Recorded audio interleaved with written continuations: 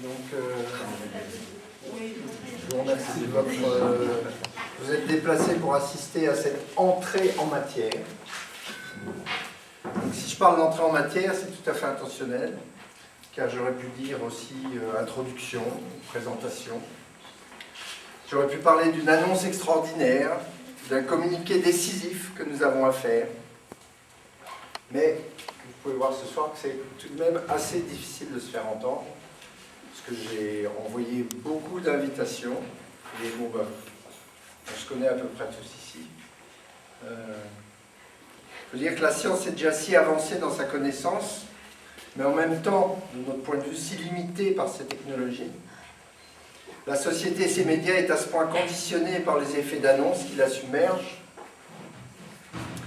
Les croyances et leurs dieux de tous les horizons lèvent de si hautes barrières afin de maintenir leur dogme en place. J'en imagine même pas qu'une quelconque information puisse changer quelque chose. Mais aujourd'hui, je pense, c'est différent. Car même si vous pouvez être impressionné par les œuvres qui sont ici ce soir, vous n'imaginez pas à quel point elles vont déstabiliser les convictions les plus profondes, d'où qu'elles soient. Non pas par une remise en question qui aurait pour seul effet d'entraîner une réaction de rejet, un non définitif et tranché, mais plutôt par des réajustements, comme si nous avions besoin d'un chausse-pied pour nous mettre bien dans nos baskets, nous sentir partout chez soi, comme dans ces rêves magiques de la petite enfance, que la vie soi-disant adulte nous a fait oublier. Alors qu'en pensez-vous ? Si nous retombions tous en enfance, ne vous inquiétez pas, on s'en rêve toujours. Même pas mal. Donc quand je parle d'entrer en matière, ce que je veux dire, c'est qu'il est possible de savoir concrètement vers quoi l'humanité se dirige. Que l'on peut sortir du doute, de l'incertitude et du manque de perspective dans lesquels notre civilisation du virtuel et des vrais faux bonheurs l'a égaré. Car au travers de cette œuvre, la possibilité nous est donnée de retrouver la source bien réelle et parfaitement concrète dans laquelle la nature a puisé pour dispenser ses richesses et ses beautés. Nous sommes cette nature. Mais est-ce que nous ressemblons aux planètes qui tournent sans coup férir autour de leur soleil et participent ainsi de cycle en cycle à construire les merveilles du cosmos? Nous, c'est plutôt le grand bazar. Est-ce que nous ressemblons au soleil qui brille et nous nourrit de sa chaleur sans discontinuer?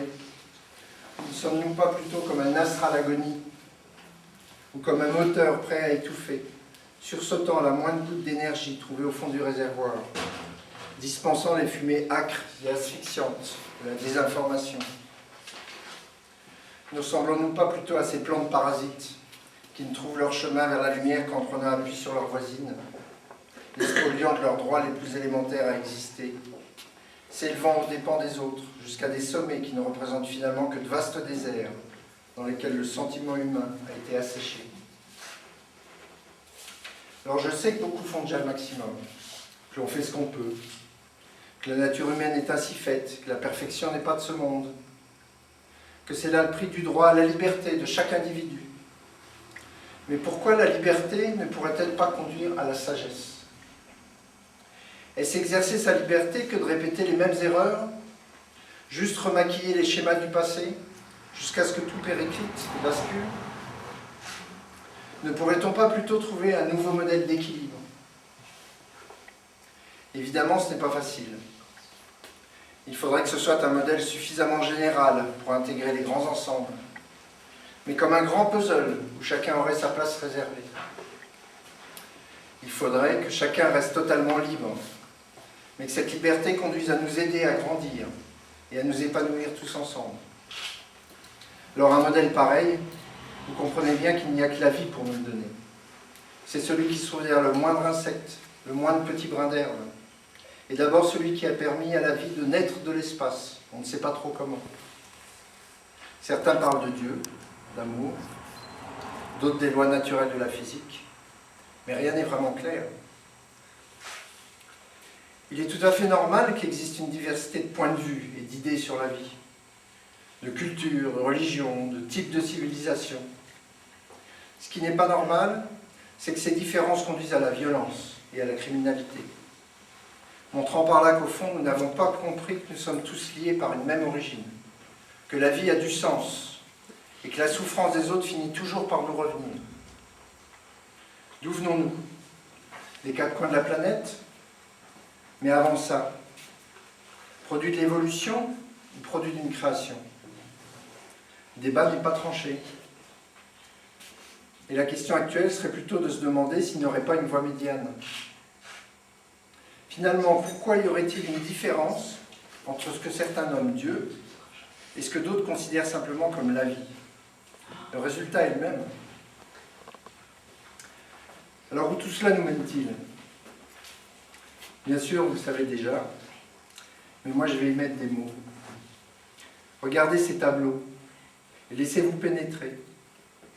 Laissez-vous aller de symétrie en symétrie, de conjonction en conjonction. Est-ce dans le gros cosmos que vous entamez ce voyage, d'étoiles en galaxie, jusqu'au fin fond de l'infini? Ou n'est-ce pas juste, mais très concrètement, dans votre esprit, d'écho en écho et de reconnaissance en reconnaissance, déroulant le fil de vos pensées? Certains nous disent qu'il serait préférable de ne rien dire. Mais ce n'est pas notre avis. Ce qui manque, c'est plutôt de trouver un langage simple et naturel pour parler de ça. Et c'est donc tout naturellement que je vais vous raconter en quelques mots l'histoire de Solange, ma femme bien-aimée, elle, et surtout l'auteur de cette œuvre hors du commun. Et je pèse mes mots. Je crois qu'après tant d'années de travail réalisé bien souvent dans des conditions difficiles, elle mérite tous vos applaudissements.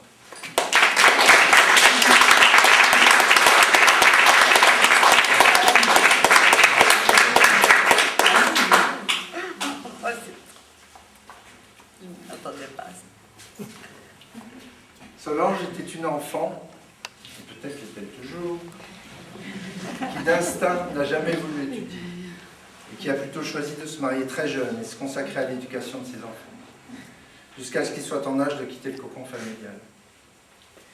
Elle ne s'intéressait à aucun sujet que l'on puisse considérer comme intellectuel.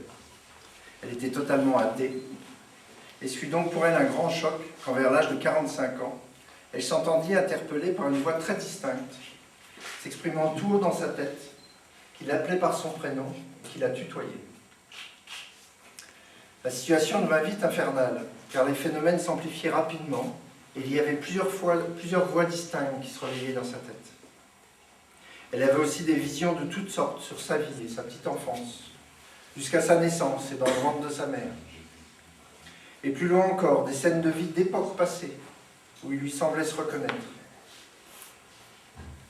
Et encore plus loin, avec des voyages dans le cosmos, où elle se retrouvait sous forme de particules, attirées puis relancées dans des espèces de trous noirs, jusqu'à ce qu'au bout du voyage, il ne reste plus rien, ou rien qu'un grand vide, un vide total, sans plus d'étoiles. Pour Solange, c'était insensé, et elle était révoltée de subir tout ça. Alors elle se réfugiait dans son canapé, et elle se retenait de respirer le plus longtemps possible pour que ça s'arrête. Mais ce n'est pas une solution. Elle alla voir des psychologues et des psychiatres, des prêtres et des rabbins, des groupes spécialisés dans les phénomènes paranormaux, mais aucun ne put lui donner d'explications précises. Et ils étaient surtout impressionnés par l'ampleur et la fréquence des phénomènes qu'elle rapportait. Ça dura ainsi plus de 6 mois, 7 jours sur 7, de façon quasi ininterrompue, éveillée comme endormie. Alors finalement, elle se décida à faire face, c'est-à-dire qu'elle commença à accepter l'idée qu'elle avait affaire à de vrais interlocuteurs, et elle finit par lâcher. Alors, qu'avez-vous à me dire? Et là, ce fut très simple et très radical. Ces voix se présentèrent comme étant celles de ses ancêtres, porte-parole d'un monde intérieur ayant les pires difficultés à se faire entendre sans que cela ne dérive sur de fausses interprétations. Selon elle, selon ses voix, la configuration génétique dont dispose Solange était de nature à pouvoir ramener vers sa conscience des mémoires issues du plus lointain passé, de l'ultime origine. Et donc de pouvoir engager une collaboration fructueuse qui lui permettrait de témoigner de ce qu'elle aurait vu et compris du commencement des temps, donc d'apporter une compréhension claire de ce qu'est vraiment l'énergie et de la façon dont elle évolue spontanément pour produire l'esprit humain et sa conscience. De là, s'ensuivit une période d'environ 1 an, pendant laquelle Solange se livra essentiellement à l'écriture automatique, comme si elle avait besoin de se vider de mémoire parasite. Elle écrivit ainsi des centaines de pages, n'ayant pas toujours beaucoup de sens, parfois de simples mots ou des morceaux de phrases, parfois dans des langues qu'elle ne connaissait même pas, ou parfois au contraire des paragraphes bien clairs, lui rappelant des événements précis dont elle percevait alors la raison profonde. Jusqu'à ce que sa relation avec son monde intérieur se stabilise et qu'elle puisse se mettre au travail, d'abord sous sa dictée directe, c'est-à-dire que ses voix lui disaient exactement ce qu'elle avait à faire, de la même façon qu'un groupe de professeurs éduquerait son élève et l'amènerait étape après étape vers une complète autonomie. C'est donc en complète autodidacte que sur une dizaine d'années, elle produisit non seulement les tableaux que vous voyez ici, mais aussi de nombreuses planches graphiques, environ 250, qui montrent les détails de construction de cette géométrie particulière, ainsi que de nombreuses notes et commentaires apportant des explications, et un premier rapport officiel en 1997. Notre rencontre a eu lieu à l'occasion d'un concours organisé à Paris, en 2001, par l'Académie internationale de Lutèce, où elle remporta un grand prix avec ce tableau. Et nous nous sommes révélés rapidement extrêmement complémentaires. Moi, j'étais une personne remplie de questions, très à l'écoute, ce qui tombe très bien quand vous tombez sur une femme qui a beaucoup à dire. Donc finalement, nous avons écrit un livre, à l'aube du 7e jour, qui sort tout juste de chez l'imprimeur, et qui raconte comment j'ai été conduit vers cette rencontre, et ce que furent nos premiers moments ensemble à Paris. C'est plutôt pittoresque. Et assez extraordinaire de voir comment, en quelques heures, Solange a répondu à toutes les questions que je pouvais avoir, autant sur le plan de la spiritualité que sur celui de la science. Et cela avec un naturel, une spontanéité, un bon sens, que vous lui connaissez bien, et qui dépasse tout ce que j'aurais pu imaginer. Et qui réclamèrent de ma part un travail constant, d'une dizaine d'années, pour arriver à en faire une synthèse d'une centaine de pages, donc la clé du questionnement humain, également dans le bac, qui répondent de façon explicite aux grandes questions de la physique moderne, mais aussi aux grandes questions philosophiques, jusqu'à en tirer des conséquences concrètes pour la psychologie, des perspectives réalistes, selon nous, pour l'avenir de la société. Alors je sais, c'est extrêmement ambitieux, et j'ai déjà pu faire l'expérience que pour certains, s'engager dans une telle voie est tout à fait inacceptable.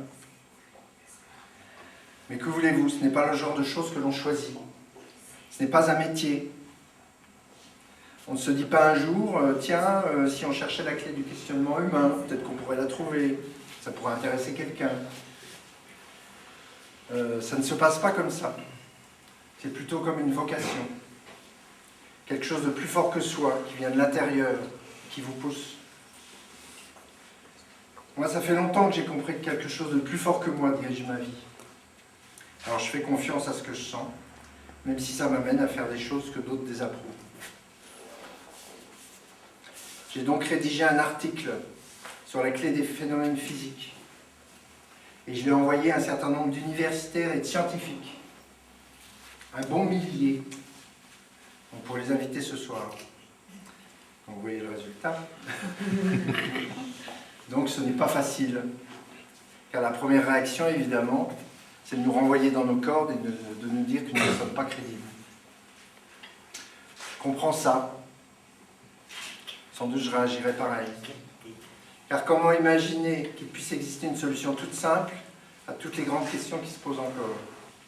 Quand on voit combien la recherche peut être si complexe et si poussée dans tous les domaines. Et que pour certains d'entre eux, le doute, l'incertitude, voire le mystère, en viennent à être considérés comme des valeurs fondamentales. Mais est-ce que ça ne ferait pas du bien de savoir un peu où l'on va? Enfin, malgré tout, j'ai confiance. D'abord parce qu'il n'existe aucune autre théorie sérieuse qui rende compte de façon aussi cohérente de ce qu'est l'existence dans tous ses aspects. Et puis aussi parce que nous ne sommes pas les premiers à faire appel à la pensée logique pour arriver à certains résultats. À savoir que si ce que l'on affirme n'est pas vérifiable en lui-même, et effectivement on ne pourra jamais retourner voir comment la vie a commencé, ce qu'elle est devenue, donc ce qu'on connaît de façon certaine, doit en être l'expression directe. C'est ça la preuve. Et ça va même plus loin, car alors on ne s'arrête pas à juste constater les choses. On explique pourquoi elles sont comme elles sont, ou comme on découvre qu'elles sont.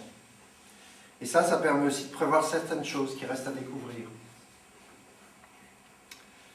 Donc finalement, et avec Claire Ancion, ici présente également, qui est une personne très engagée dans la valorisation de notre patrimoine culturel, et que vous pouvez également applaudir, si elle ne s'arrête jamais.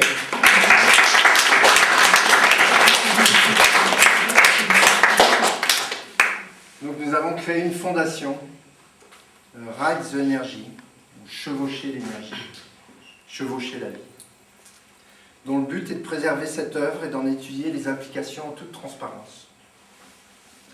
Ça signifie que nous ne poursuivons aucun but politique, religieux ou lucratif, et que notre seule intention est de montrer que ceux qui pensent que la vie est gouvernée par des forces imperceptibles bien réelles, mais cependant encore inconnues de la science, ne sont pas des doux rêveurs, des naïfs, ou juste des folles naïves. Voilà, donc ce que montre cette vision des choses, c'est que nous ne sommes rien d'autre que l'espace, que du vide. On peut le sentir quand on respire. Mais jusqu'ici, on ne comprenait pas comment c'était possible. Nous sommes juste une dynamique, l'élan même de la vie, animée par des mouvements de température qui se perpétuent depuis toujours, sans discontinuer. Résultat d'une sorte de météo, dont les alternances rythment aussi bien l'univers que notre société, notre propre vie, et jusqu'à notre respiration. Et tous ces mouvements sont de la pure information.